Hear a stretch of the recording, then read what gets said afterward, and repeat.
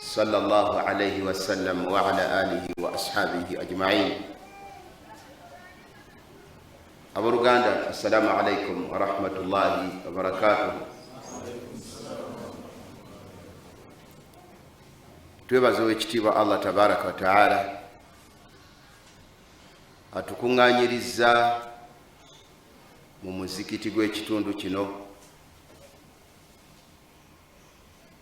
ne tubeera nga tukuŋŋaaniddewo okubeera nti tuwuliriza ebigambo by'eddiini yaffe ey'obusiraamu nga byogerwako. Kibeera kyengera kyamaanyi omuddu Allah tabaraka wa taala kyabeera mugabiridde okutuulako awantu nga boogererawo ku bigambo bya Allah tabaraka wa taala n'ebigambo bya Nabi Muhammadin sallallahu alayhi wasallam. Allah yagamba nti la khayra fi kathirin min najwahum illa man amara bi sadaqatin aw ma'rufin aw islahin bayna an-nas وَمَنْ يَفْعَلُ ذَلِكَ ابْتِغَاءَ مَرْضَاتِ اللَّهِ فَسَوْفَ نُؤْتِيهِ أَجْرًا عَظِيمًا. النجوى kitegeeza abantu okutuula ne badda ebbali nga bwe yagamba Allah ma yakunu min najwa thalathatin illa huwa rabi'uhum wala khamsatin illa huwa sadisuhum wala adna min dhalika wala akthara illa wa huwa ma'ahum aina ma kanu, nga bwe yagamba Allah tabaraka wa ta'ala. Kati Allah yagamba subhanahu wa ta'ala la khayra fi kathirin min najwahum, temuli bulungi mu ntuula z'abantu nnyingi.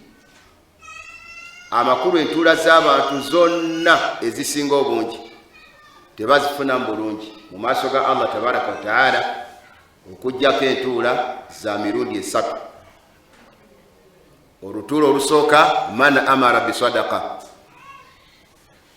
bwe kibeera nga abantu abakuŋŋaanidde mu lwo mulimu abalagira tibannange musaddaakeeko, aw ma'rufin obanga mulimu omuntu abalagira nti bannange mulongoose, aw islahin baina nnas obanga mulimu okulongoosa wakati w'abantu. Ezo enkiiko ssatu Allah tabaraka wa taala yagamba tizezokka ezirimu obulungi. waman yafalu dhalika ibtighaa mardati llah, omuntu yenna akola ekimu ku ebyo ebisatu ng'anoonya Allah kubeera ng'amusiima fasawfa nu'tiihi ajran azima, yagamba Allah tabaraka wa taala nti kyaddaaki ajja kuweebwa empeera nga nnene. Almarufi obulungi, kaakati bwe mbeera nga neetegereza mu kusisinkana kwaffe kuno mbulabamu, kubanga nsanzewo omuwali mukadde wange ng'asomesa ng'atusomesa ku lailatu alqadiri. Eyo maarufu omuntu okumanya nti senga abeera Allah tabaraka wa taala muwangazizza n'asangwawo ekiro ekyo yaligambye atya, kubanga abantu abasinga obungi tebabimanyi. Ekyo ekigambo twakiyimbanga buyimbi edda, ashhadu an la ilaha illa Allah astaghfirullah as'aluka aljannata wa na'udhu bika minan nari allahumma innaka afuwwun tuhibbul afwa. Wekitabo kyali allahumma innaka afuwwun tuhibbul afwa fa'fu anna. Khalas, kati ennaku zino abantu batuula ne basomesebwa alfaazu ez'enjawulo ez'ebintu abasiraamu bayiga okwatula eddiini.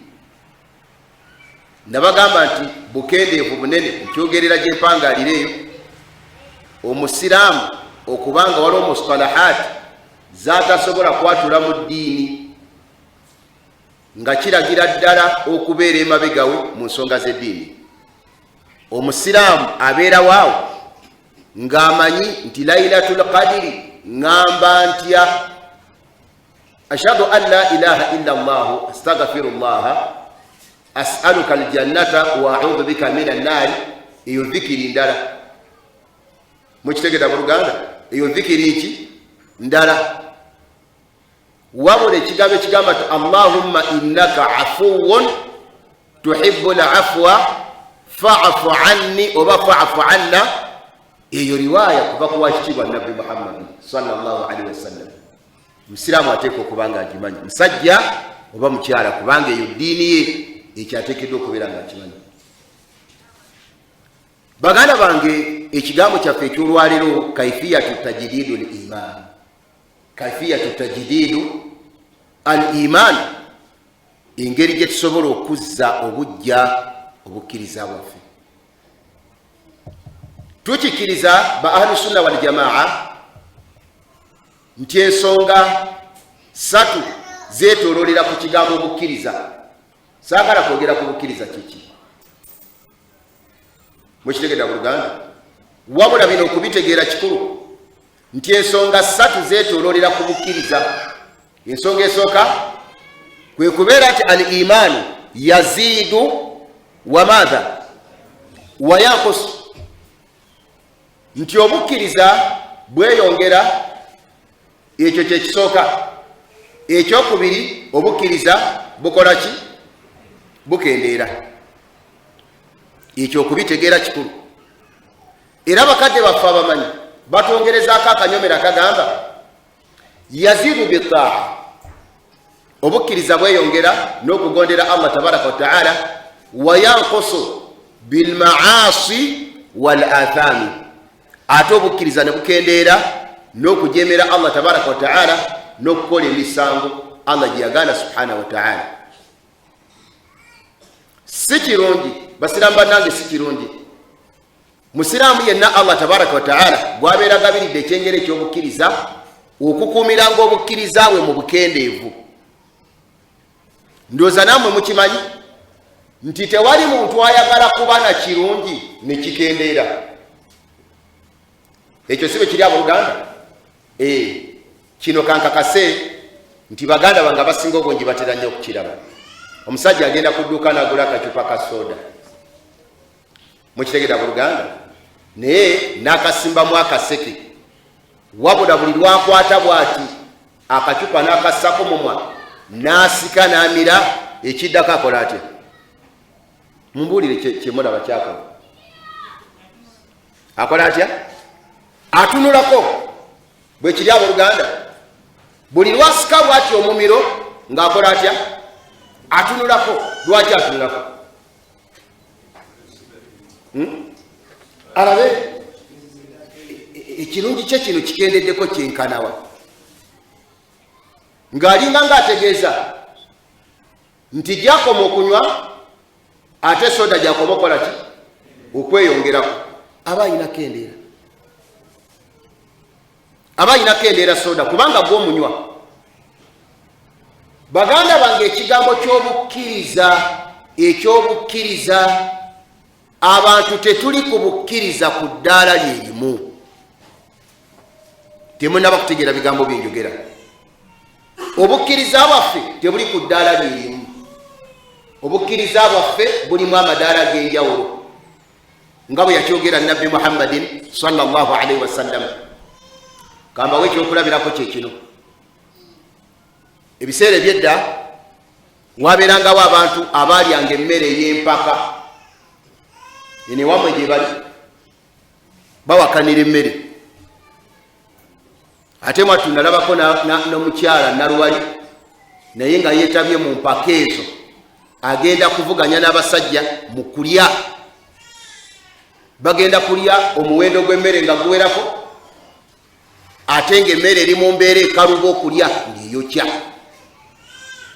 n'okumira ebiyungula by'ennyama, naye nga n'omukyala avuddeyo. Masha Allah tabaraka. Abalala kubeera kunywa. Kyenjagadde kye kino, senga mubadde abasajja bataano nga mugenda kuwakanira kunywa soda, mutegeere mu kino nti obukkiriza tebuli ku ddaala lyerimu.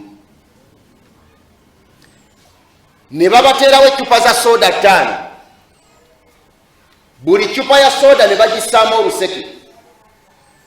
Omusajja ono n'abagamba nti bwenfuuwa firimbi nga mutandika okunywa,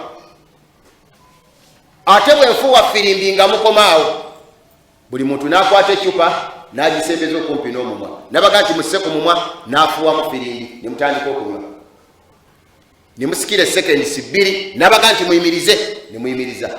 Ekibuuzo, sooda ono nga bwe mwatandise okumunywera okumu ne muyimiririza kumu, mugenda omukebera mu ccupa, aba yenkana. Aba yenkana? Lwaki aba teyenkana?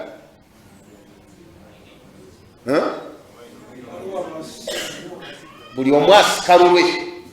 Eriyo omusajja asikamu olusikanga lwa ndasi, ate nebayo asika olusikanga lwa kombako nga mugolo. N'obukkiriza bwe butyo. Obukkiriza bwaffe tebuli ku ddaala lyerimu. Obukkiriza bwaffe bulimu amadaala ag'enjawulo okusinziira ku bye tukola ku bwo. Ekyokubiri oba ekyokusatu ekyotolera ku bukkiriza, obukkiriza bukaddiwa.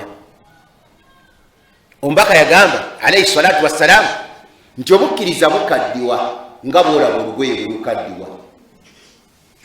Olugoye lukaddiwa ne lutandika okusiiwuka, kabe kasinge ne lutandika n'okuyulika, lukaddiwa. N'obukkiriza bwe butyo. Bibiri si birungi musiraamu kubikumira ku bukkiriza bwe. Kisookera ddala omusiraamu tasaanidde kukumira bukkiriza bwe ku bukendeevu. Essaawa yonna bubeere nga bukendeera, ekyo toteekeddwa kikola oluganda. Kubanga ekintu bwe kigenda kikendeera kituuka ekiseera ne kiggweerawo ddala. Bwe kiri ekya buluganda ne kiggwawo. Kati buli lw'okumira obukkiriza bwo ku kukendeera, ekiseera kiyinza okutuuka obukkiriza bwo ne bukuggweerako ddala, n'osigala kiwuduudu ng'otambula, naye ng'ekyenjera ky'obukkiriza Allah tabaraka wa taala yakikuggyako ddala. Ekyokubiri, bwe tumala okuba nga tukkiriziganyizza nti nabbi yatugamba alayhi salatu wassalamu nti obukkiriza bukaddiwa, toteekeddwa kukkiriza bukkiriza bwo kukaddiwa, ne bukaddiwako. Bwe bukaddiwa buyinza okutuuka ekiseera ne buyulika ne butaaguka, nga bwolaba omusajja bw'ayambala ekigoye ekisaati nga kyayulikayulika dda, bw'ayita mu bantu buli muntu agamba nti ono mulalu oba si mulalu. Bamulabiridde ku ki? Bamulabulidde ku ki? Ku buyulifu bwa lugoye. Omusiraamu asuubirwa ebbanga lyonna okukuumira obukkiriza bwe ku mutendera ogw'okubeera obujjufu. Ekyokubiri, buli budde nga bubeera bupya. Banange, tewali muntu ayagala kintu kikadde. Tewali muntu ayagala kintu kikadde. Hata naffe abantu tulina embeera kwe tutuuka, Allah tabaraka wa taala nagenda nga tujjako obuvubuka ne tukola tutya? Ne tutandika okukaddiwa. Ekyo kye kimu ku bitendo buli muntu byasinga okutamu. Era abantu abamu kati akakodyo ke bayiga basala myaka. Nosanga omusajja omukulu nga nze nga bwembuuza nti olina emyaka emeka? Nina 27. Adduka ki? Mulowooza adduka ki omusajja oyo? Adduka bukadde. Bwe kiba nga toyagala naawe kennyini kaddiwa, wamu n'okuba ng'okimanyi gwe kennyini okakasa nti mbutuufu emyaka egimpiseeko nkaddiye. Waliwo omuntu abeerawo nakkiriza nti mbutuufu nkoze eki? Nkaddiye, nkuze. Naye ng'era akyawampanya, asigale ng'akyali olulira mu nnyana. Lwaki okkiriza ekyengera ky'obukkiriza okukaddiwako? Tokkiriza bukkiriza bwo okukaddiwako, tokkiriza bukkiriza bwo kukola ki? Kubeera nga bukendeera. Kaifiyatu tajdidul iman, engeri y'okuzanga obujja obukkiriza bwaffe,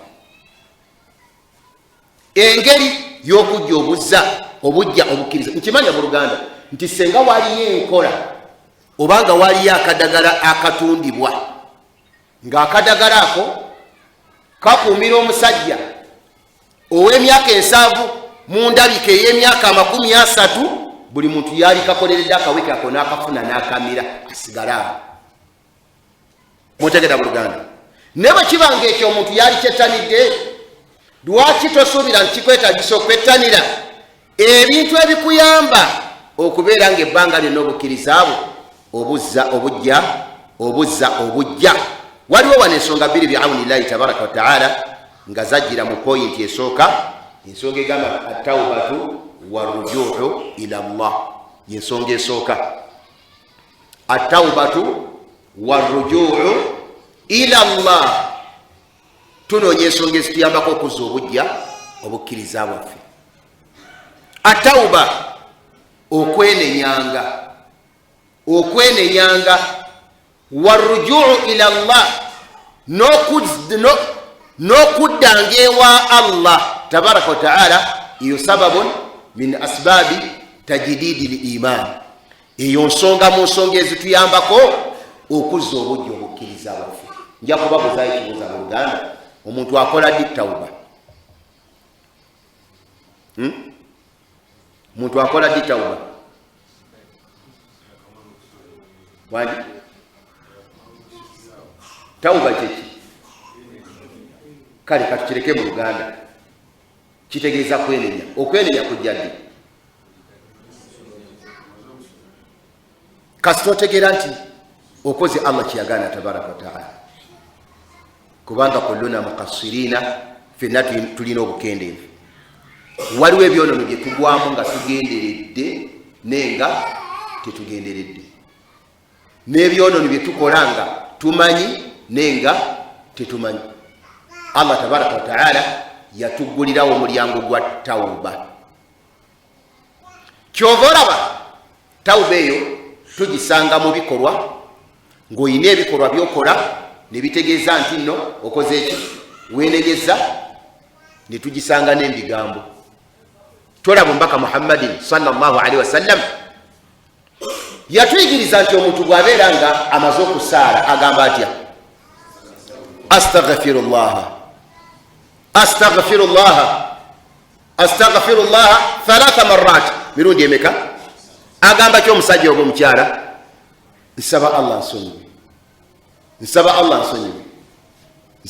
nsonyiwe, neetonda eri Allah wange. Omusajja abadde mu ssala, omukyala abadde mu ssala, kakati ate ebigambo ebitegeeza istighfar yali badde aleeta byaki? Kutulaga bukulu bwayo mukkiriza bw'omuntu. Bwe tuba nga tubadde tufuluma emmanju, omusajja omukyala abadde emmanju afulumayo agamba atya? Ghufranaka kitegeeza ki? Allah wange sonyiwa Allah wange tabaraka wa ta'ala. Ghufranaka abadde mu toyireti, abamanyi boogera ebigambo bingi. Lwaki nabbi Muhammadin sallallahu alaihi wasallam yatuyigiriza nti omuntu abadde emmanju bw'abanga avaayo agambibwa ati boogera ebigambo bingi, saagala gendayo, naye ze kyenjagadde mu sayidi eno kubalaga bukulu bwa kwenenya. Aisha radiyallahu anha abuuziza nabbi Muhammadin sallallahu alaihi wasallam, ngambe ntya bwe ntegeera nti nsangiddwawo ekiro ekyogera kwa Allah? Yamugamba atya nabbi Muhammad? Quli, Aisha gamba, Allahumma innaka afuwun tuhibbul afwa fa'fu anni. Eyo tawba. Ebigambo bingi, adhikari nyingi zojja okusinkana ng'omubaka Muhammadin sallallahu alaihi wasallam yazituyigiriza, naye ng'ayagala kuteeka olujegere wakati waffe n'okwenenyeza Allah tabaraka wa ta'ala kireme kuva mu bulamu bwaffe. Omusiraamu akimanye nti ekimu ku byateekeddwa okukola ebbanga lyonna ateekeddwa okusaba nga Allah okubeera nga musonyiwa. Warrujuu'u ila Allah, n'okudda eri Allah tabaraka wa ta'ala.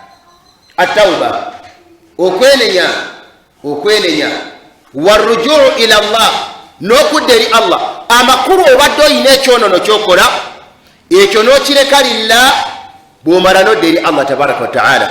Eyo nsonga mu nsonga ezituyambako okubeera nga obukkiriza bwaffe budde obujja. Allah yagamba mu Qur'an ey'ekitiibwa, walladhina amilu sayyi'at, walladhina amilu sayyi'at, n'abo abakola ebyonoono, n'abo abazza emisango.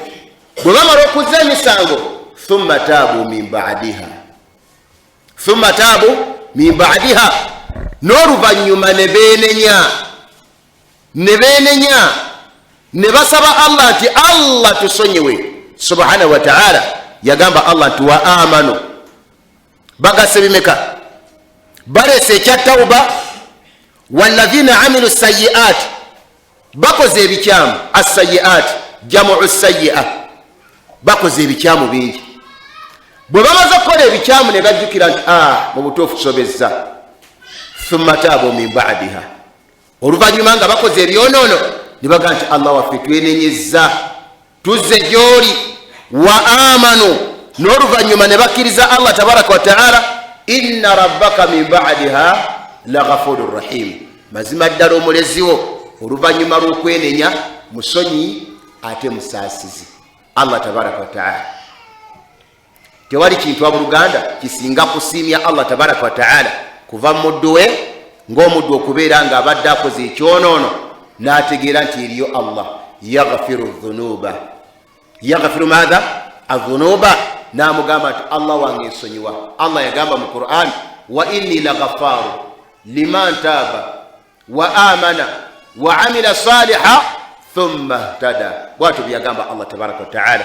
Yagamba Allah azza wa jalla, wa inni laghaffaru, mazima ddala nze Allah wammwe nze nsonyiira ddala. Liman taaba, eri yenna abeera yenenyezza. Wa amana, n'akola emirimu emituufu oba nakkiriza. Wa amila saliha, n'akola emirimu nga mituufu. Thumma ihtada, n'oluvannyuma n'alungamira ddala. Yagamba Allah nti wa inni laghaffaru, wa inni laghaffaru.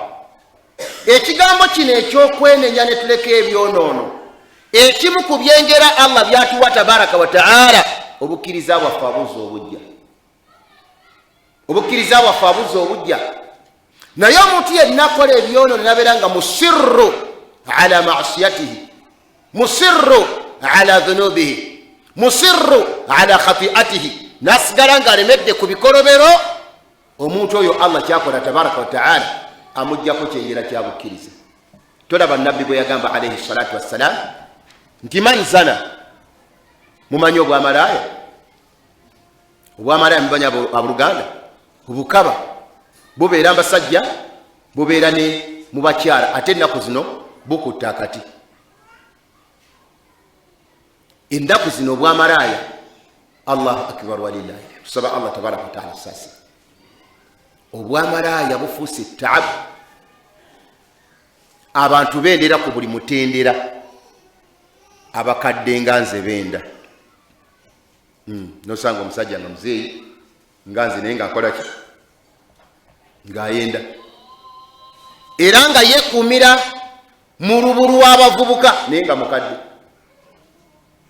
Era n'atuuka n'okwessaako erinnya eryalulira mu ki? Dulira mu nnyana. Nabbi yagamba alayhi salatu wassalam ti man zana, omuntu yenna senga akola obwenzi, aw shariba al khamra, oba nanywa omwenge, nazaa Allahu minhu al iman, Allah tabaraka wa ta'ala amugyamu obukkiriza. Kama yakhla al insanu al qamisa min ra'sihi, nga bw'olaba omuntu bwe yeyambula ekkanzu ng'agiyisa mu mutwe n'agissa wali, bw'atyo Allah tabaraka wa ta'ala bw'akuggyako obukkiriza. Ekyo tekikoma ku bwenzi bwokka, wabula kiyingiramu n'ebyonoono ebirala. Kasita okola ekyonoono, ekimu ku bintu Allah byakuwa tabaraka wa ta'ala akuggyako obukkiriza. Kyova olabanga nabbi yagamba mu hadithi endala nti omuntu buli lwakola ekyonoono, Allah tabaraka wa ta'ala ayina ebbala ly'atonyeza ku mutima gwe. Bw'oddamu n'okola ekyonoono ng'abaako ebbala ly'atonyeza ku mutima gwe. Bw'oddamu n'okola ekyonoono ng'abaako ebbala ly'atonyeza ku mutima gwe, kivaamu nga guddugalira ddala. Ekitegeeza n'okutonyeza ebbala ku mutima gwo, Allah kujjako bukkiriza. Bukkiriza ekivaamu n'ebyonoono ebinene bibwaguuga oba tokyabitya. Abamanyi batugamba abooluganda nti omuntu bw'amanyira okukola ebyonoono ebitono atuuka ekiseera n'ebinene n'akola atya n'abigwamu kubanga omuntu bw'agendaayo amanyiira mpola ebyonoono bituuka ekiseera nga tebikyazitowa gyali nga buli kimu akiraba nga kyangu. Mutegera buluganda, omusajja asobola okubeerawo awo nga teyali musajja mubbi wabula najja akolagana n'omubbi. Mukitegera buluganda, kati omubbi oyo nga bw'agenda eyo nabba ajja n'amuwaako n'amugaa nti ekintu kyatambudde bulungi nnyo kwako 10 eryo genda olyeko. N'atandika mpolampola okulya esente eziva mu mubbi. Ekiddirira naye akola atya? Naye abba. Baganda bange, fa in kanat at-tawbatu khalisatan wa sadiqatan lillahi azza wa jalla ma'a al-'azmi 'ala 'adami al-'awdati lil-ma'siyati fa innaha sababun limaghfirati wa takfiri dhunubi. Allahu akbar wa lillahi alhamd. Basiramu bannange, beesimye nnyo abasajja ababeerako mizikiti ne bawuliriza eddiini ng'eyogerwako. Bwe kibeera nga fa in kanat at-tawbatu sadiqatan khalisatan lillah, bwe kiba nga okukola tawuba omuntu ono ayenenyezza nga wa mazima eri abantu nga siba amazima mu kwenenya kwabwe. Allah yagamba mu Qur'an nti innal ladhina amanu thumma kafaru thumma amanu thumma kafaru thumma izdadu kufra lam yakuni Allahu liyaghfira lahum wala liyahdiyahum sabila. Mazima ddala omuntu agamba nti mazima ddala omuntu akkiriza innal ladhina amanu, mazima ddala abo abakkiriza thumma kafaru, n'oluvannyuma ate nakola atya? Naddayo n'akafuwala. Akkiriza n'alangirira obukkiriza bwe, naye olwokubanga tabadde wa mazima mu bukkiriza bwe ate tugenza okulaba nga thumma kafaru ate ng'akoze eki? Ngazzeeyo mu kafiri. Kale asobola okuba nga asimattuse. Allah yagamba thumma amanu, tugenza okulaba nga atazzeemu akkiriza. Olw'okuba nga ate tabadde wa mazima mu kukkirizaako okwokubiri, thumma kafaru ate neddeyo n'akafuwala thumma zdadu kufra, n'oluvannyuma neyeyongera okukafuwala. Yagamba Allah lam yakuni llahu liyaghfira lahu, abo bwe batyo Allah tabaraka wa taala tayinza kubasonyiwa wala liyahdiyahum sabila, wadde okubaluŋŋamiza ku kkubo eggolokofu. Lwaki? Kubanga si wa mazima. Fa in kanat at-tawbatu, bwe kibeera nga okwenenya kwaffe kwe twenenya nga khalisatan, nga twenenyeza ddala ku lwa Allah tabaraka wa taala, tuli bamukhlisuuna, sadiqatan, nga tuli bamazima lillah, nga twenenya ku lwa Allah tabaraka wa taala, ma'al azmi, okwo ne tugattako obumalirivu, ala adami al-awdati lilma'asiyati, nti mutuufu ekyo ekyonono sigenda kukiddamu, ekyo ekyonono sigenda kukiddamu. Fa innaha sababu, mazima ddala okwenenyako okwebeera ensonga, limaghfirati wa takfiri dhunubi, ey'okukusonyiwa ne Allah tabaraka wa taala okusangulako ebyonoono byo. Tawuba, okwenenya kwaffe kuteekeddwa okubeera nga kwa mazima. Oleke ekyonoono ng'okirese ku lwa Allah tabaraka wa taala.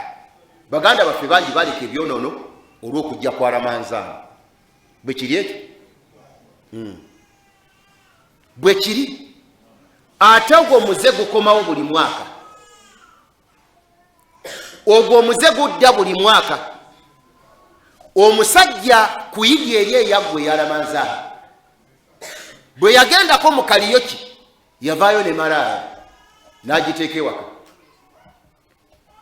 Mukitegera buluganda? Malaaya ebaddewo paka okujja kwaki? Kwa Ramanzaani eyo. N'agiga nti gundi Ramanzaani atuuse. Kozi wali obeerawo?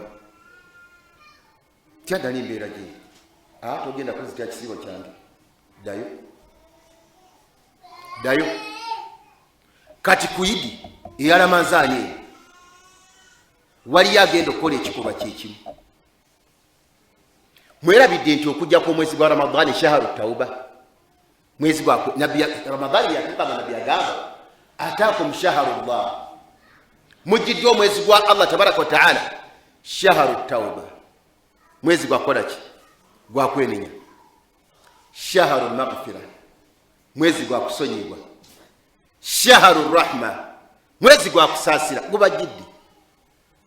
Gubajidde abantu tetwenenya kwenenya kwa mazima. Okwenenya kwaffe tekuba kwa mazima, kuba kwa manchoro. Yensonga lwaki tuba n'ebyonoono ne bitulemerako. Tuteekeddwa okuba n'okwenenya abooluganda okw'amazima.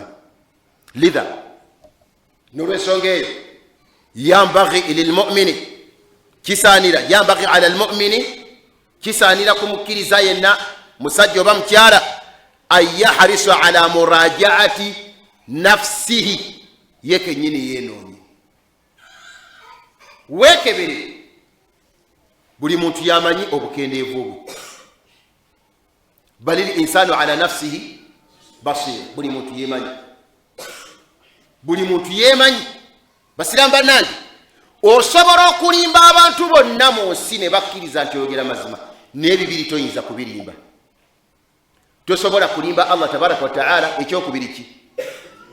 Ekyokubiri ki? Tosobola kwerimba. Omuntu watuukira okulimbira omwoyo gwe, oyo aba aweddemu, aba talina kutegeera kwasigazza.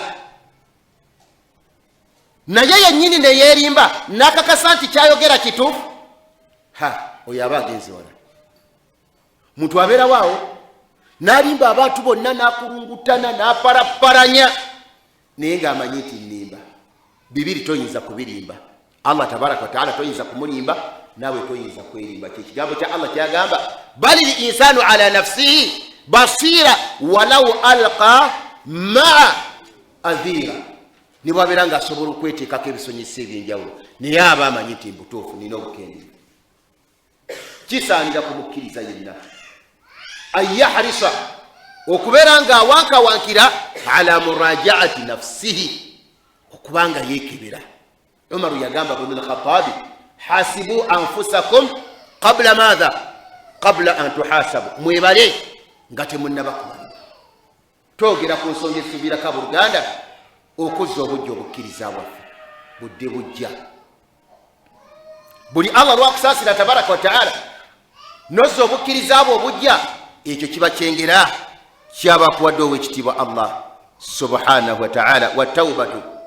Wattaubatu ila Allah, muntu alina okwekebera ye kennyini, yeekebere, alabe wakendedde atereeze, alabe awalongoosa ajjuze. Wattaubatu ila Allah, n'okwenenya eri Allah tabaraka wa taala bilistimrari, okwenenya okw'olutentezi, okwenenya okw'olutentezi. Wayadu Allah, n'okubeera ng'asaba Allah tabaraka wa taala an yataqabbala taubatahu. Allahumma taqabbal taubatana. Edduwa eyo mugiwulira nnyo abawalimu nga bagisoma. Allahumma taqabbal taubatana, Allah nkusaba okkirize okwenenya kwaffe. Kati ng'oggyeko okwenenya, ate osobola okusaba Allah tabaraka wa taala nakkiriza okwenenyako. Waliwo omusajja omu, kisa eno ntuufu, omubaka Muhammadin sallallahu alaihi wasallam yajijumiza basahaba, eri mu sahihu targhibu wa tarhibu n'ebitabo ebirala ebya hadithi nga ntuufu. Waliwo omusajja omu mu basajja abakadde abo abedda, yajja n'alowooza ku busungu bwa Allah tabaraka wa taala. Wallahi n'awulira nga atidde. Yalina abaana, nabaga nti baana bange, bwe mbeeranga nga nfudde ne mukakasa nti nfudde, temunziikanga, wabula mukwatanga enjole yange. Enjole mugimanyi? Abavubuka abato enjole tebagimanyi. Atamanyi enjole wano wanika omukono. Enjole nga togimanyi? Enjole togimanyi? Ndowooza okiraga. Ani imaamu wawe? Imaamu wali? Taliwo imaamu? Enjole ye mayiti. wabula batera nnyo kikosandaza ku bakungu nga bakabaka abo bwe batyo, kubanga bakabaka munnaye balina ebitiibwa ebyabo ebibawulako ffe. Kabaka tafa akola ki? Akisa mukono. Ate munange bagambe nti yafudde nga nange kaceere bwenfa. Abalangira tebafa bakola ki? Baseerera buseerezi. Kati waliwo n'ekirala kye nali simanyi nti omumbejja tebamuwasa. Bakola ki? Baliraana muliraane. Oyo yaliraana omumbejja. Era namukwano gwange omu yawasa omumbejja, naye mukyala we yamugamba nti nze tewampasa wanninaana. Masha Allah tabarakallah. Nakuliraana lwaki saakuwasa nti ffe tuli bambejja. Omusajja agamba abaana be, bwe mulabanga nga nfudde mukwate enjole yange ye mayiti, temugiziika, mugikumeko omuliro, mugyokye, mukakase nti nsiridde nze nampeddewo. Bwe mbala okusiriira, mukwate evvu mulisuule mu nnyanja. Ate temulisuula mu nnyanja emu nti wayiyeeyo, wabula mugende nga mulisuula mu nnyanja ezaki ez'enjawulo. Khalas, nagera Allah tabaraka wa taala, omusajja n'afa, abaana ne bateeka mu nkola ekiraamo nga bwe yagamba Nabbi Muhammadin alayhi salatu wassalam. Musiraamu nange, obusobozi ku buli byonna bwasigala wa Allah tabaraka wa taala. Omusajja yenna Allah n'amukuŋŋaanya n'amuzaawo n'amuteekawo. N'ambuuza nti lwaki walaama bw'otyo? N'amugamba nti likhashyatika ya rabbi, nakutya.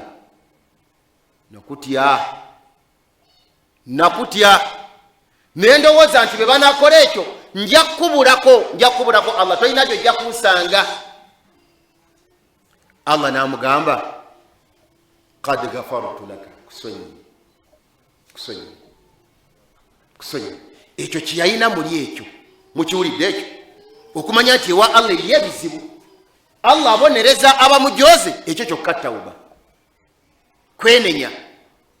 Eriyo abantu abakola ebyonoono n'atalowooza na kulowooza kiki kigenda kubivaamu, n'atakirowoozaako.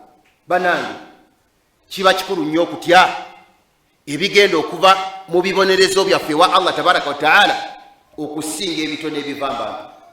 Abantu bangi batya nnyo ebisobola okuva mu bantu kusinga ebigenda okuva ewa Allah tabaraka wa taala. Muntu ateekeddwa okusaba Allah kubeera nga akkiriza okwenenya kwe. Allah nkusaba okkiriza okwenenya kwange. Yeenenyezza ate asabye Allah akola atya? Akkirize, kubanga Allah asobola obutakkiriza. Weerabidde abasajja bali abageya Nabbi Muhammad sallallahu alaihi wasallam, nga Nabbi ayina gyava ne basahaba. Kakati abasajja abannanfuusi ne bajja bamugeya ne basahaba abalala. Bwe bageya Nabbi Muhammad alaihi salatu wassalamu, kyava ekiwanvu kirimu ebyokuyiga birungi nnyo.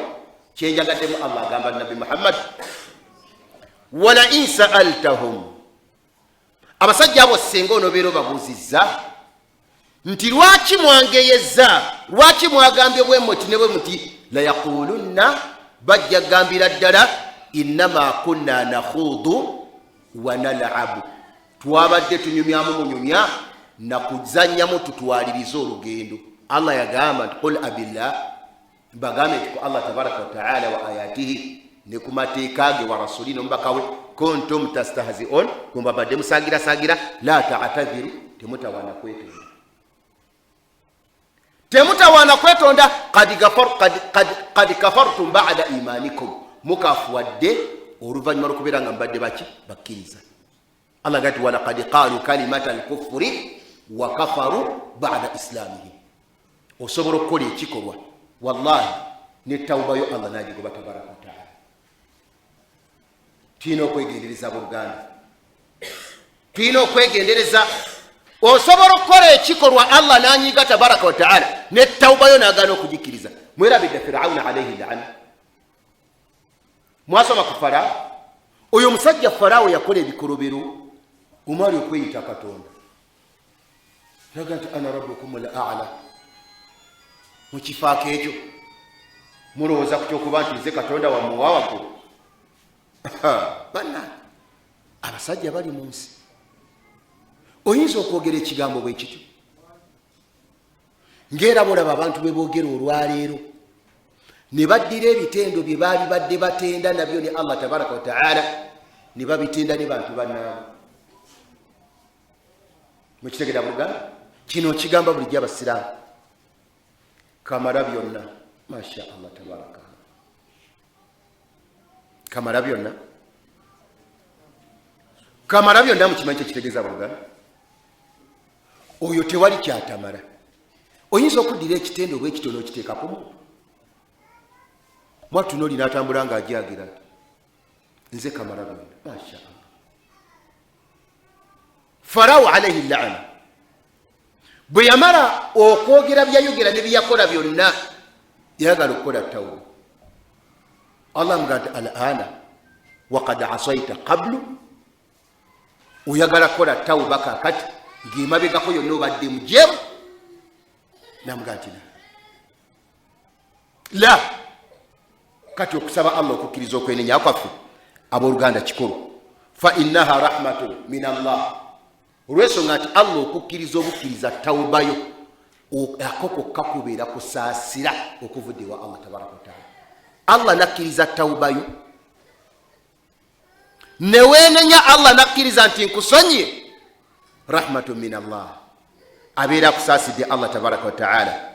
Walawlaha banange senga tekaali kakyansi ka tawba Allah ke yasawo tabaraka wa ta'ala latafasha fil mujtama'i al ma'asi wa dhulumi society yalisaasaaniddwa ebyonoono n'obulyazaamaanyi ne Allah sawo kababu ka tawba n'atuga nti mwenenye muleke ebyonoono.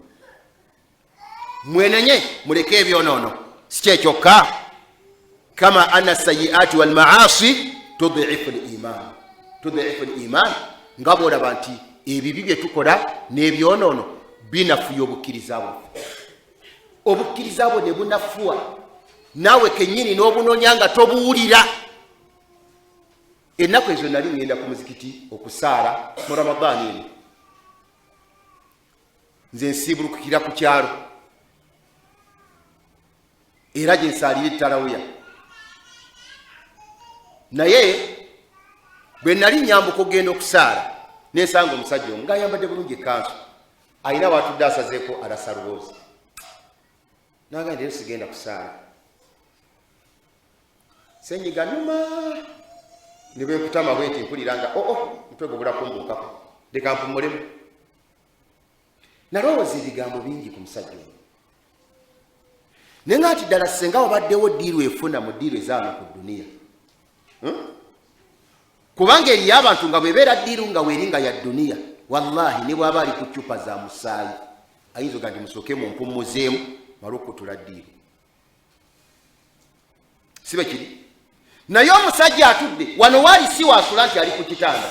Atudde yavudde gy'asula n'ajja ku kkuba ali awo atudde anyumyamu n'agati leero sijja kusaala. Senyiga nnuma ne bwe nkutama bwe nti mpulira bubi. Naye ng'ebyo byonna byogera awuba n'okugulu bw'ati. Khalas. Era naga nti obukkiriza bw'olwo kati bunafuye. Allah tasobola kukuggyako bukkiriza n'akutuusa ku mutindo ogwo bwe gutyo ogutuuka n'okumatira nti oli mulwadde togenda kusaala.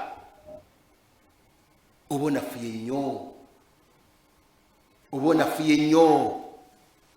Basahaba ba Nabbi Muhammadin waliwo sahabi omu gwe nasomako bwe yamala okumanya obulungi obuli mu bulwadde kubanga ebigambo bya Nabbi weebiri nga Allah tabaraka wa ta'ala ekimu ku bigezo byatuwa naye ate nga kyengera kwe kulwala neyeegomba nnyo Allah tabaraka wa ta'ala omukuumira mu kyengera ky'obulwadde era buli budde ng'abeera bwatyo.